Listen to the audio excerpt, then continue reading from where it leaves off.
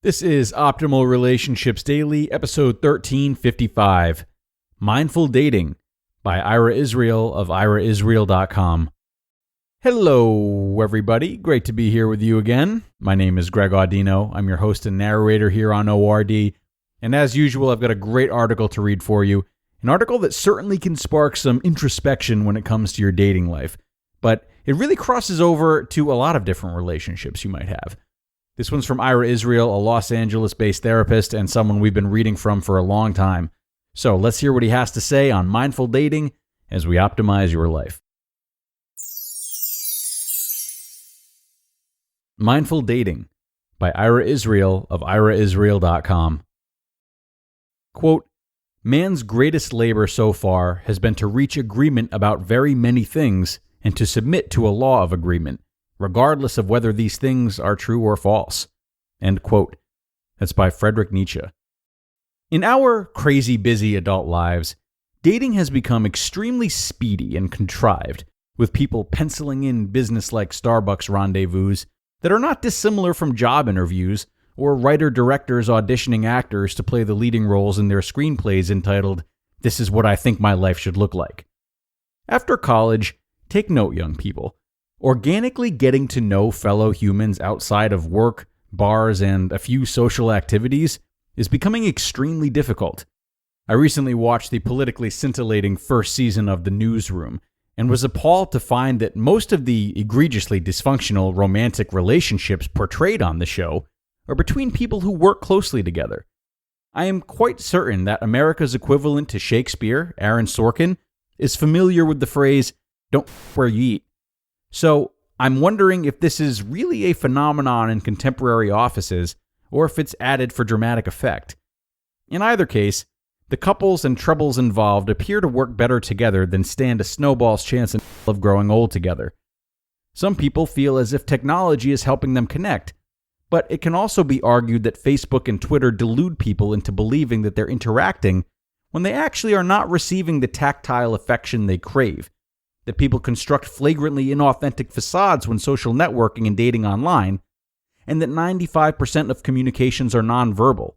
Thus, 95% of communications are lost through text messaging and emailing. What about Tinder, I hear you query? Right.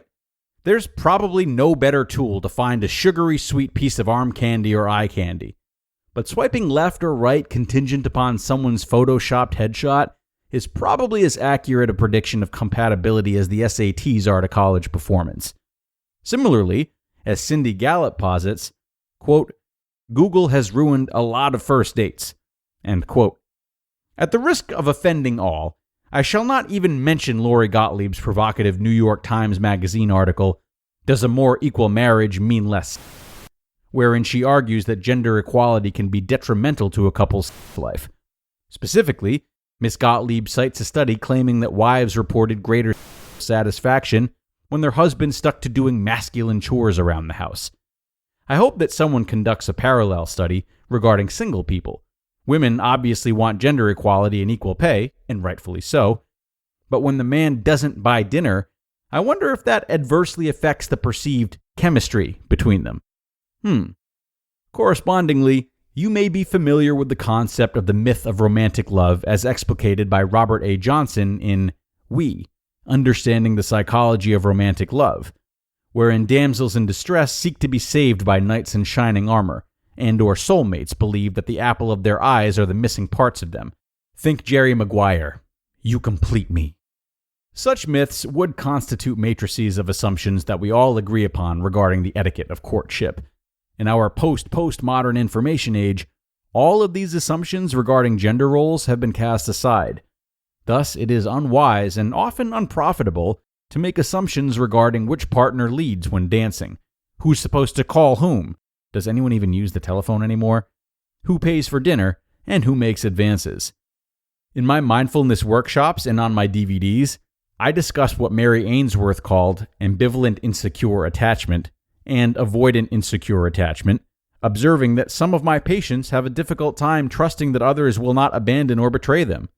Thus, they sabotage their relationships before the other person can leave them, which would reopen their primal abandonment/betrayal wounds. Or they don't/can't ever fully commit. Or they learn how to create hardened facades, false selves, so that they can shrug their shoulders and say, whatever, as they continue to blame others and abnegate responsibility for their inauthentic ways of showing up as relationship after relationship implodes or conveniently fades out. The problem is as follows.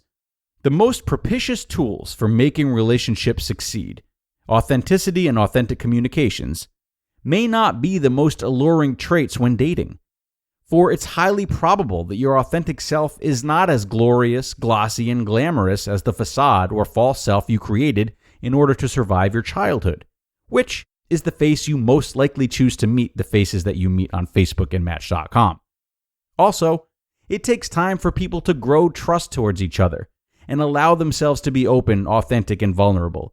Another paradox when unveiling yourself in front of yet another potential mirror, especially in our crazy busy society where instant gratification takes too long for many people.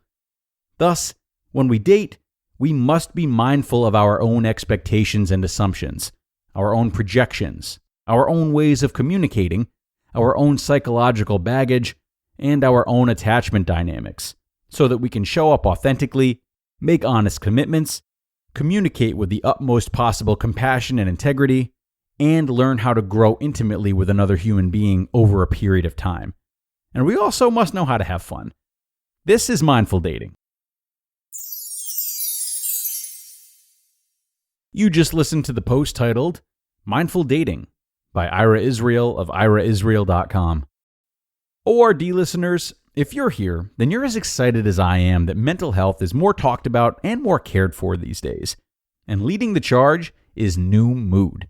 As experts in behavior change, Noom has helped millions of people through their weight loss program, so you know they can help you tackle stress too. They've definitely helped me with that, as something I've been struggling with recently is a sort of existential anxiety and an existential grief too. Just really putting a lot of energy towards how certain events impact the wholeness of my life and my identity. But Noom Mood has helped me to get more comfortable with letting things be what they are and preventing extra or unproductive thinking. And just like they helped me, they will help you to better understand your personal relationship with stress and anxious thoughts so that you can take control, build resilience, and develop coping mechanisms that actually work. So start to worry less and feel happier by using Noom for just 10 minutes per day. Sign up for your trial at Noom.com/ORD. That's NOOM.com/ORD to start your trial today. And many thanks to Ira for another well-thought-out article, really coming to love his work. And what he's talked about can certainly be hard to apply. Being so brave as to not try to present any inflated version of ourselves when we enter the dating realm. If you're trying to be more mindful of this, though, both the version of yourself that you're choosing to present, as well as the best versions of others that they're choosing to present, start by accepting the inevitability of this. I think Ira's recommendations of learning about your own baggage and attachments is a great place to start, but it'll take a lot of time and practice to master this, especially if you're like a perfectionist or really eager to seek out a long-term relationship. So be patient with yourself during this process. Focus on the work before the outcome, and use the content of this article to maintain realistic expectations, both of yourself and potential dates, as you both warm up to the idea of letting your true self show up to the degree required for a healthy relationship. That's going to do it for this one, though, everybody. I thank you as always for joining me, and I hope you enjoyed this post from Ira as much as I did. Definitely something that can be applied to all types of relationships. So take it with you, and be sure to come back again tomorrow, where I will have another post for you. That's where your optimal life awaits.